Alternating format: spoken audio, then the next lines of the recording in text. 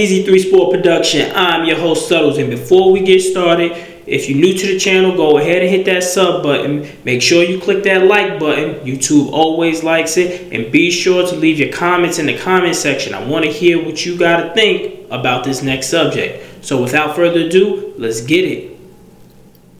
Welcome to the New York Giants 2023 offseason. The 2022 season has been fantastic. It was miraculous. Most people did not predict that we was going to go to the playoffs. I did, of course. And they didn't think that we was actually going to win a playoff game. That was astounding. But at the end of the day, we did fall to the Eagles. I hate them as much as I do, but they are the best team. It's about to be the Super Bowl. About to see if they're going to end up winning against the Chiefs, but they are the best team, and they absolutely demolished us in the playoffs. But we got our playoff win. We had playoff football back in New York, and we was feeling good. But now it's time to start making these hard decisions that everybody thinks that they know, and everybody want to speculate. But we're just going to go through some numbers and just bring a more realistic and idealistic feel to what can happen during this offseason. Now, mind you, I'm not a cap guru at all. I do understand how contracts work and how they stretch out the base salaries and the signing bonuses and workout bonuses and things of that nature. I do understand that. I am no professional whatsoever, but also, this is just simple math. Once you start doing the math, then you'll start to see exactly how our team is going to pan out.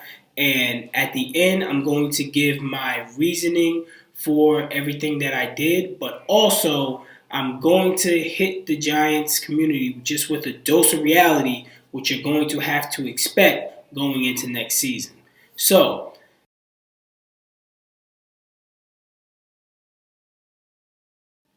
So you can give a player whatever the numbers are, whatever ESPN shows, the signing bonuses and things of that nature.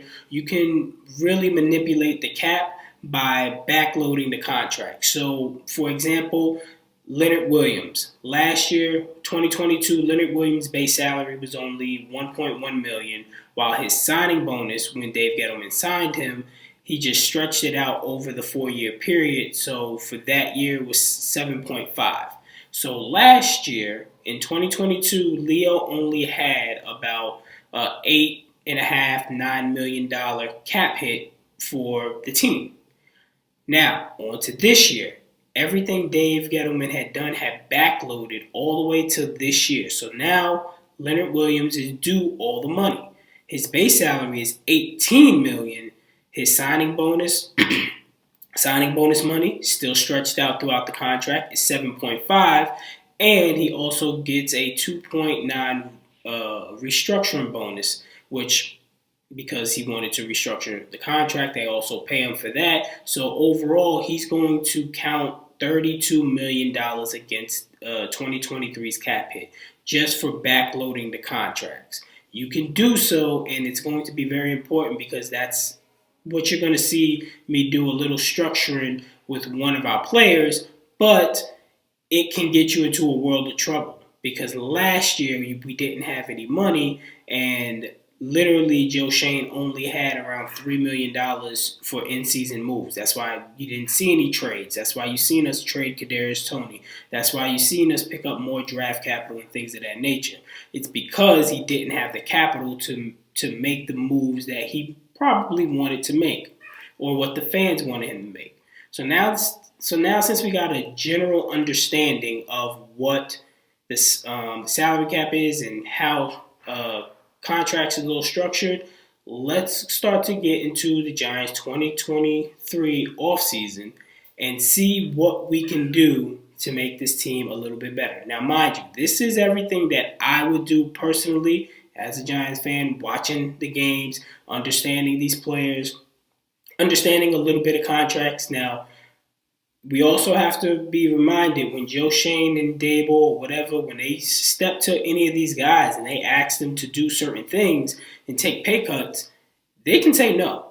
they can definitely say no. That's why we got rid of James Bradbury, because he wouldn't take a pay cut. He wouldn't restructure his contract from what Dave Gettleman gave him to stay on the team. So we had to, basically get rid of him. And now he's about to most likely get a ring with the Philadelphia Eagles. But let's get started with the Giants' 2023 offseason.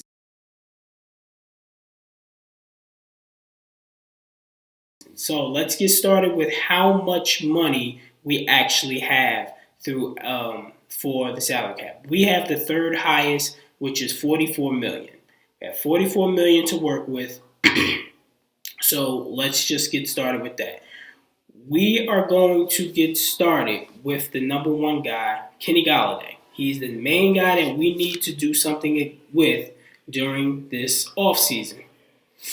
So, for Kenny Galladay's contract, I just got the numbers down here. Let me just read this off. For Kenny Galladay's contract, if he is a pre-June 1st cut, pre-June 1st, we will save $6.7 million, but the cap hit will be $14.7 million. So you'll save a little, but you'll lose a lot. And it really depends on what you really want to do with Kenny. But if you do the post June 1st, you can save 13.5. The cap hit for this season would be 7.9, but then the cap hit for 2024 would also be 6.8. So if you cut him pre-June 1st, you'll just be done with him. You'll have a little more money, but you'll just be done with him. If you cut him post-June 1st, he's going to linger for this year and for next year. So in this scenario, I'm going to cut him post-June 1st so that I can get more money up front. He's going to linger next year. I'll worry about that a tad bit later. For everything that I'll be doing is to try to construct more money for this year, not really caring too much about, years past or whatever. This is not a scenario that Joe Schoen has to do. Joe Schoen has to think about the future. I don't. I just have to think about next year. So the next one on my list, as we was talking about before, Leonard Williams. Okay, Leonard Williams will count $32 million against our cap. That is around 14.5%. That is too much for a defensive tackle who he's a good player, but he is not an all-pro player.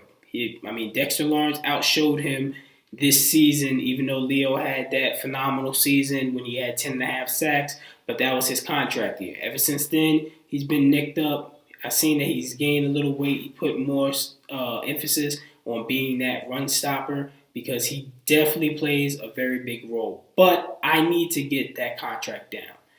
And if I was to cut him, his cap hit would be $20 million. Now, I want you to start to remember about these, about the dead cap if they were to be cut, because relatively that's how you're going to try to get the structure of the contract to where that's at. Because if you get rid of him, he's a $20 million hit. But if you keep him and you can get him into relatively that range, then you would be good.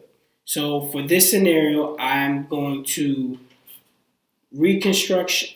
extend Leonard Williams, and where his cap hit for this season would only be 22. So it'll be $22 million this season. So I'll be saving $10 million off of that contract. All right. So already we have saved 13.5 with Kenny Golladay. We've saved 10 million with Leonard Williams. This is another name that we haven't been talking about, Adoree Jackson.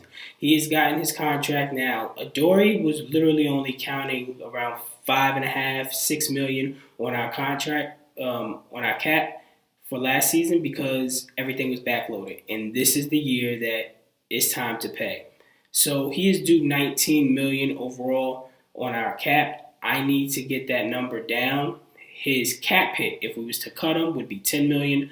I want to get him to 11. I want to get his contract, extend him, restructure, and get him to only counting against 11 on our cap. So if I can get him down to 11, I'm saving 8. So So far, we have saved 13.5, 10, and 8. Added on with the 44, we are up to 75.5 million this year that we are working with. Okay? Sounds good. Now, so as I said, we got 75.5 million to work with for this offseason.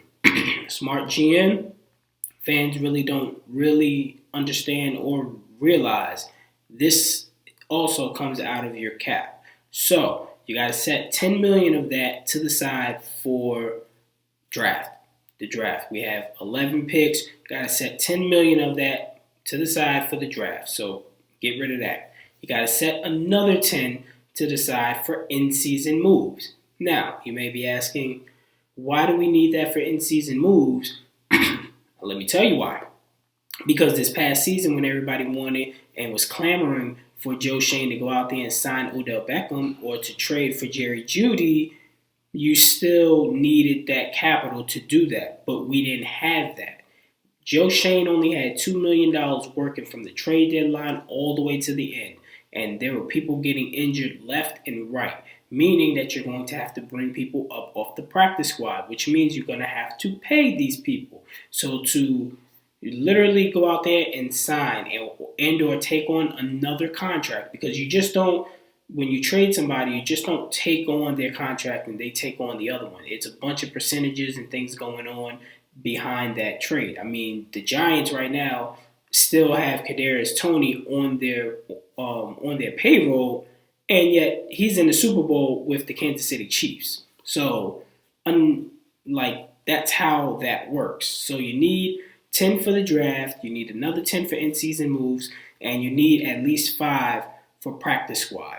So the practice squad players, they can only be moved up to the main roster, I believe, either 2 or 3 times before they have to get a contract. Depending on what that contract is, the numbers are very arbitrary. But you still have to account for that, because how many practice squad players did we move up? Like Landon Collins. They had to really measure how many games that they wanted him to come up from the practice squad, because once he comes up that third time, they would have had to pay him a certain salary. And this is what you have to account for. So we got 10 million for the draft, we got 10 million for in-season, and we got 5 for the practice squad.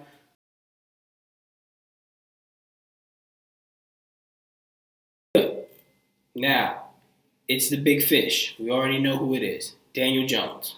Everybody, there's people that hate him, there's people that like him, there's people that's in the middle on him. I mean, I liked him at the beginning. I seen him with Joe Judge, and I was just like, he's just not the guy. He's proven this year that he deserves to come back for another year.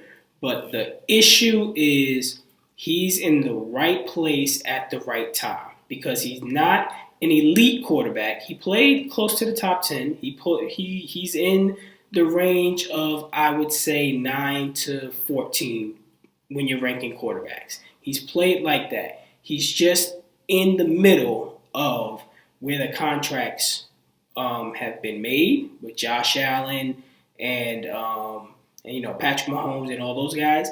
And the guys that's coming up, which is like Joe Burrow, Jalen Hurts, Lamar Jackson, he's in the middle of that. So he's going to feast.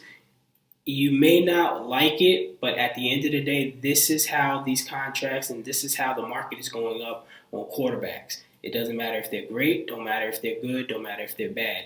This is what the market is going to pay. And at the end of the day, Daniel Jones is a good quarterback. You don't throw a good quarterback away to try and grasp for a great quarterback, because there's only so few of those. There's only one Patrick Mahomes. It's only one Joe Burrow. We've seen Josh Allen, his play is erratic. So when you're looking at the elite, you can't just sit there and be like, hey, yeah, we got to get that type of elite talent. But for Daniel Jones, this is what I would do.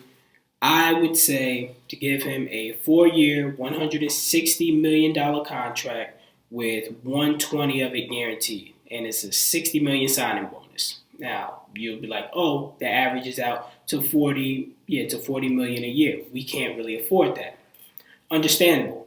But this is where the restructure of the contracts will have to come in. I need Daniel Jones, however that we talk about it, I need Daniel Jones at most to be taking this season 25.5. Now, later on, we'll get to 35, 45, and then the final year it's going to be up to the team. I will do a 4-year deal where I'm able to get out of it after 3. But the signing bonus, I would split up over 4 years. So the $60 million, I will split up. So it would be 15, 15, 15, 15. He's guaranteed those, and he's guaranteed the contract for the first 3 years. And that in that 4th year, I can opt out and get out of there. I'll still owe him the signing bonus, but that would be it.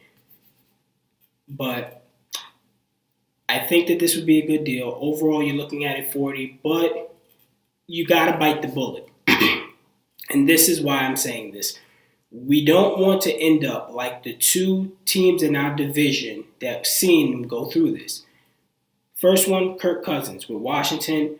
They franchise tagged him twice because they didn't know if he was the guy or if he wasn't the guy. They didn't really know. They didn't give him a contract. They franchised him twice, didn't give him a contract. He goes to Minnesota. Now, mind you, Kirk Cousins is a good quarterback, but he loses big games, which we have seen, which is fine. But Washington, on the other hand, they've been starving for a quarterback ever since Kirk Cousins left. They've been trying to draft. They've been trying to put the veteran in. Nothing has worked. You can be in quarterback hell if you let a good quarterback walk out the door.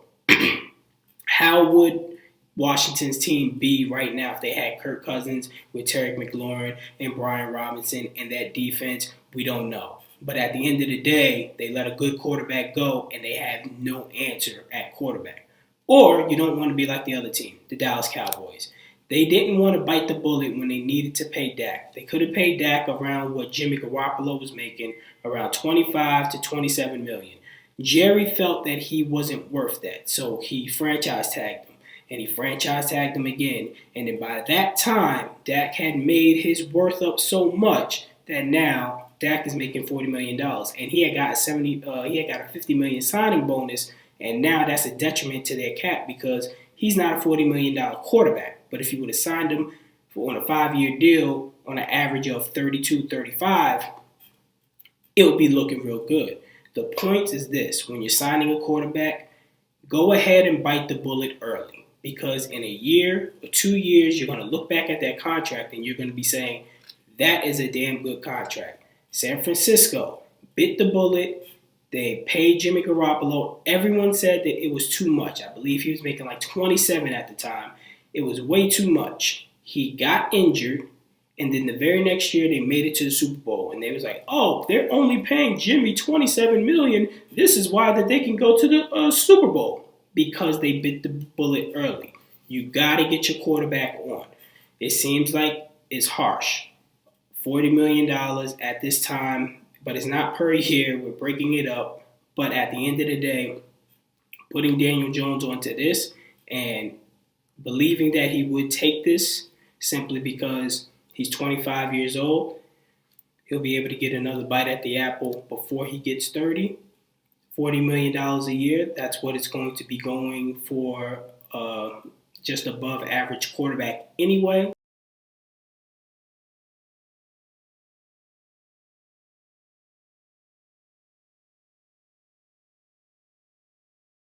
The one guy that you've probably noticed that I have not said or talked about a contract is Saquon Barkley. I will be letting Saquon Barkley go. Now, as for Saquon, this is not that I don't like Saquon. This is not that I don't, think that he's a great player or anything of that nature. The problem is this. Universally, all throughout the NFL community, Giants community, everybody says Saquon Barkley is the best back in the league when healthy. When healthy is the biggest knock on Saquon. And he's a running back. He is commanding because they gave him an option to get a $12 million deal at the trade deadline. He said no. He said he doesn't want to reset the market with Christian McCaffrey number, which is 16 and a half. But he wants to be up in that echelon. So he wants to be making 14 to 16 million. I cannot justify paying Saquon Barkley 14 to 16 million when I know that I'll be able to go into the draft a third or fourth round running back, mix him with Gary Brightwell, and get the same production. This year's production, he got 1,600 all-purpose yards. 1,300 of them was rushing, 300 was receiving. I believe that Gary Brightwell and a rookie running back will be able to give me that production going into next season. So I will not be signing Saquon Barkley. I can't pay a running back all that money, and at the end of the day, I have not seen a scenario where that has actually worked. If you want to build a running game, you got to build a running game. You can't build your team behind a running back. And we've seen so many instances of when that contract just goes bad. Look at Zeke, look at Alvin Kamara, look at Dalvin Cook, look at Christian McCaffrey, look at all those guys. All the guys that I just named, Todd Gurley. What did the organization get for giving them all that money? Absolutely nothing. So, Saquon, nice knowing you. Hope you be good on your endeavors, but he's gone. So, that will leave us overall for the free agent market $17 million. 17. So for the offseason, it will leave us with $17 million to work with. Now, you can still sign free agency. You can still sign free agents and, work their contract away, backloaded and everything of that nature. You can do it. I'm not saying that you can't. But what I am saying is this. Here's the dose of reality, Giants fans. If we sign Daniel Jones, and the way I signed Daniel Jones, that is a very, very, very, very, very team-friendly deal for the first year. Don't know if he's going to be ready to go with that. He can also say no. But I signed him to a very team-friendly deal at the first year. Overall 40, that's what he is made to get for the most part. You can sit there and say 32, 35. That's what it is. It is what it is. But this is the fact. If we sign Daniel Jones, which most of us wants to do, if you sign Daniel Jones, he's going to be at least, even if you put him on the franchise tag, is going to be a $32 million hit.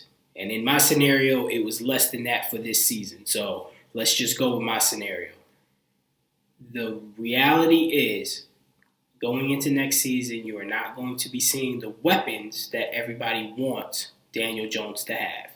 We have too many other holes to fill. Linebacker, interior line, a little bit of the secondary.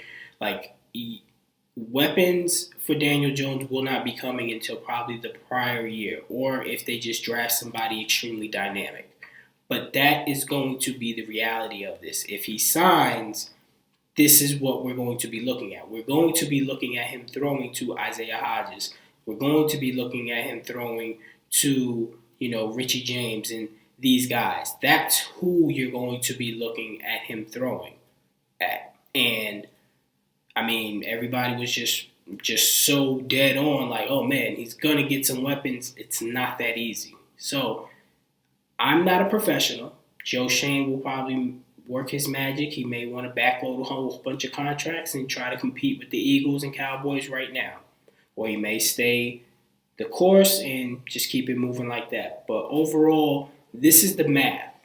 $17 million is what you will most likely have. That's on generous for free agency. So don't expect the Giants to go out there signing everybody to big deals on the first day and being good.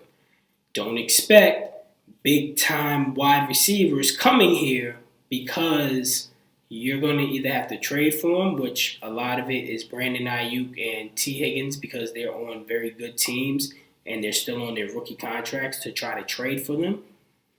That may work, but, it's still not known. So that's the dose of reality. Now, in my estimation, I have not seen the roster or anything. Usually with teams like this, very close score games all throughout the season, they usually take a regression the very next year.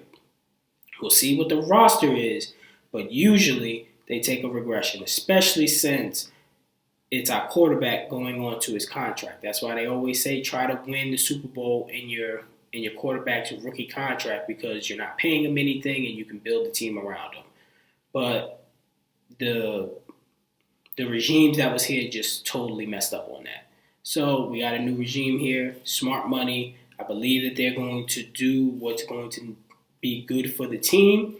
And I believe that in a few years we will get to where we need to get to, being that balanced juggernaut in the NFC. But for now, this is how the numbers will work out. If you agree with me, go ahead. I want to hear what you got to say in the comment section. If you disagree with me, go ahead. I want to hear what you got to say in the comment section. But until next time, I'm out.